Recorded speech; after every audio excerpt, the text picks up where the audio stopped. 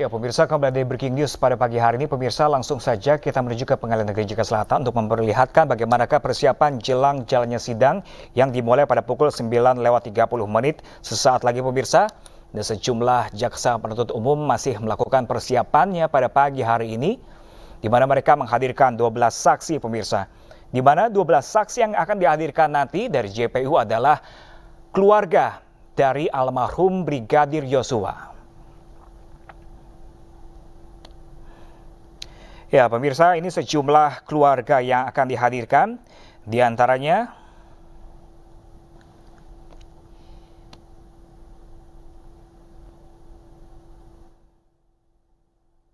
ada kedua orang tua dari Brigadir Yosua, yakni Samuel Huta Barat,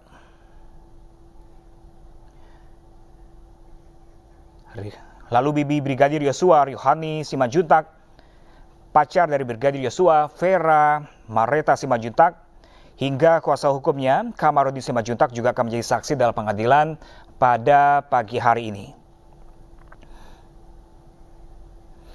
Sedangkan sisa keluarga dari Brigadir Yosua yang juga akan memberikan kesaksiannya langsung di Pengadilan Negeri Jakarta Selatan pada hari ini di Jakarta. Di antaranya Rosti Simanjuntak, Maharesa Rizky, Yuni Artika Huta Barat, Devianita Huta Barat, Novita Sarinadea Sangga Parolim, Rosli Emika Simanjuntak, dan Indra Manto Pasaribu. Dengan total ada 12 saksi yang dihadirkan dan memberikan pernyataannya dan berhadapan langsung dengan Barada Eliezer pada pagi hari ini, pemirsa. Sejumlah persiapan juga masih dilakukan hingga pagi hari ini, pemirsa. Dan apakah kami juga masih menanti kedatangan dari 12 saksi? Apakah memang sudah berada di Pengadilan Negeri Jakarta Selatan atau masih dalam perjalanan? Mengingat persidangan akan dimulai pada pukul 9:30 waktu Indonesia bagian Barat.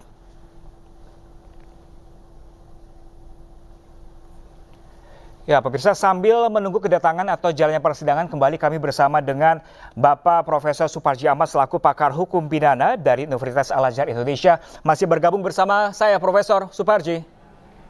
Mas Bram. Ya, Profesor, ini kalau Anda lihat dengan hadirkan 12 saksi dari JPU hingga saat ini dan pagi hari ini, apakah ini sudah masuk ranah pembuktian sebenarnya atau belum? Ya, sekarang sudah pada tahap pembuktian. Ya. Karena setelah dakwaan, terus kemudian ini kan tidak ada eksepsi, sehingga tidak memerlukan adanya putusan sela. Beda dengan terdakwa yang lain, misalnya Sambo atau kemudian Ibu PC, masih menunggu terhadap putusan sela. Nah, dalam konteks kasus Barada Eliezer ini adalah langsung pada tahap pembuktian.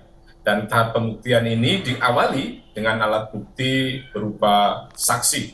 Dan saya kira saksinya ini akan cukup banyak, dan selain saksi yang hadir pada kesempatan hari ini adalah yang menarik ke depan adalah ketika dihadirkan saksi-saksi yang kebetulan saat ini juga menyandang sebagai status terdakwa. Misalnya ada Sambo yang tentunya akan menjadi saksi juga, Ibu PC juga tentunya akan menjadi saksi juga dalam konteks kasus terdakwa Eliezer pada kesempatan hari ini. Jadi ini adalah satu proses yang sangat menarik, sangat menentukan, mengingat apa? Inti dari satu proses persidangan adalah pembuktian. Ya. Jadi pembuktian itu merupakan proses yang harus kemudian dilaksanakan dengan baik dan benar, supaya nanti memang betul-betul membuat perkara ini menjadi jelas, menjadi diketahui tentang fakta yang sebenarnya. Inilah bagian dari proses pembuktian dengan alat bukti berupa saksi, kali ini 12, nanti mungkin masih ada saksi-saksi yang lain, tapi kemudian secara jumlah memang banyak, tetapi dalam konteks alat bukti tadi, hanyalah satu alat bukti tadi itu. Ya. Oke, Profesor, ini kalau Anda lihat ini kan 12 saksi didatangkan dari JPU. Apakah ini betul artinya ini 12 saksi ini memang untuk memberatkan terdakwa Barada Eliezer pada pagi hari ini? Ya, betul bahwa pada prinsipnya kan dalam konteks hukum pidana, hukum acara pidana, atau hukum pembuktian, atau dalam proses persidangan, beban pembuktian ada di jaksa. ya, di mana jaksa setelah mendakwa sebagai alat negara yang telah menerima perkara dari penyidik, dalam hal ini kepolisian, maka kemudian mendakwa. Dakwaan telah disusun, telah dibaca, nah tentunya kan hakim akan menilai apakah dakwaan itu benar atau tidak. Nah, mengukur benar dan tidaknya dakwaan tadi itu adalah dengan alat bukti. Jadi memang ini dalam rangka memberatkan, bisa saja dikatakan seperti itu, tetapi lebih pada konteks membuktikan dakwaannya, bahwa jaksa memandang para terdakwa ini adalah melakukan pembunuhan berencana. Nah, inilah kemudian bukti-bukti yang dihadirkan. Kalau dalam konteks dakwaan, kemarin kan sebuah pernyataan dalam arti uraian-uraian tentang peristiwa, tentang tempat, tentang waktu, alat bukti, dan sebagainya. Sebagai sebuah pernyataan. Maka pada konteks sekarang ini dan ke depan, alat bukti adalah lebih pada konteks menghadirkan kenyataan, menghadirkan sesuatu yang nyata, sehingga tidak bisa dibantah lagi karena didukung dengan alat bukti yang nyata tadi itu. Jadi ini dalam konteks membuktikan, menghadirkan sebuah kenyataan atas pernyataan yang telah dilakukan oleh jaksa penuntut umum dalam dakwaan sebelumnya. Oke, Profesor, kalau Anda lihat apakah Eliezer ini bisa dibebaskan jika bisa membuktikan tidak bisa menolak perintah Verdi Sambo ketika itu? Ya, saya kira ini memang salah satu misi besar dari penasihat hukum bersama terdakwa. Tentunya yang utama adalah bagaimana membebaskan. Atau kalau tidak bisa, ya bagaimana melepaskan. Atau kalau paling bisa, meringankan. Itu saya kira upaya-upayanya.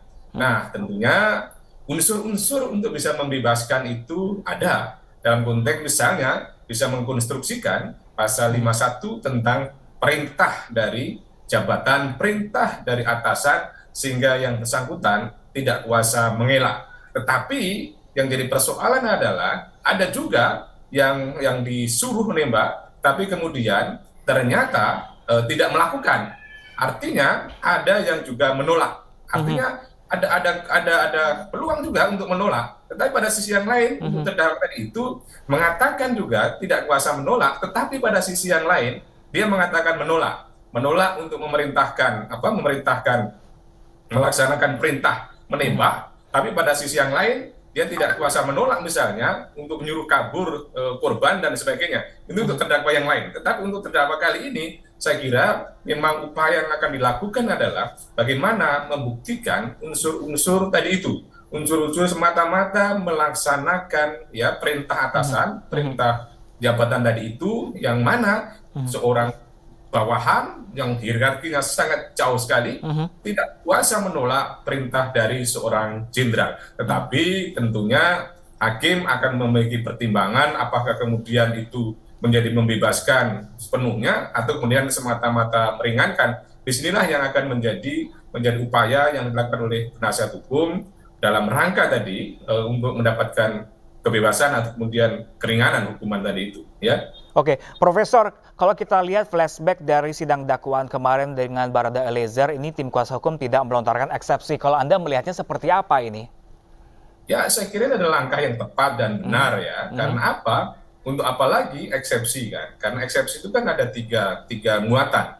Pertama, eksepsi berkaitan soal kompetensi, soal kewenangan, apakah kompetensi relatif atau kemudian kompetensi absolut, di mana pengadilan yang menyidangkan pada saat itu tidak berwenang, sehingga kemudian perlu diajukan bantahan, tangkisan, atau kemudian keberatan. Nah, ini jelas bahwa Pengadilan Negeri Jakarta Selatan memiliki kewenangan, memiliki kompetensi. Kemudian yang kedua adalah kompetensi berkaitan satu dakwaan tidak bisa diterima, karena misalnya tidak memenuhi syarat formil, karena sudah daluarsa, sudah nebis in idem, atau kemudian ini aduan, tidak ada aduan, dan lain sebagainya. Dan ini tidak ada unsur-unsur itu, sehingga kemudian tidak perlu dieksepsi dalam konteks muatan tadi itu. Kemudian eksepsi yang ketiga adalah dalam konteks ya dakwaan itu tidak bisa dinyatakan cermat, jelas, dan lengkap, atau kemudian dakwaan itu adalah obscure of libel, ya, kabur, ya. Karena apa? Karena tidak menguraikan tentang anatomi perkara secara baik.